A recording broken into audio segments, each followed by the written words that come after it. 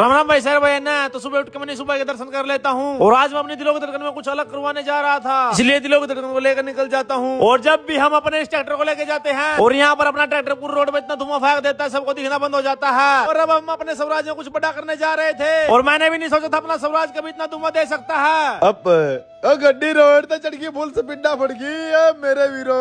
अब आ मुंडा कुछ करूंगा अब। और फाइनली हम इसका म्यूजिक सिस्टम उतार ही देते हैं, क्योंकि अब हमें इसके म्यूजिक सिस्टम में कुछ अलग करना था और यू पाइप भी मजबूत करवाना था। और फाइनली म्यूजिक सिस्टम को उतार कर अब हम चल देते हैं इसको लेकर। तो हम आ जाते हैं यू पाइप वाले मिस्त्री के पास और यहाँ पर तो यू पाइप की हाइट इतनी ऊंची जा रही थी, फिर हमने इसको थोड़ा कम कराया। अगर इसकी हाइट ज्यादा ऊंची कराते तो शायद ये घर में भी नहीं घुस पाता और जल्द इसमें कुछ ऐसा मिलेगा कि आप सभी का दिल खुश हो जाएगा।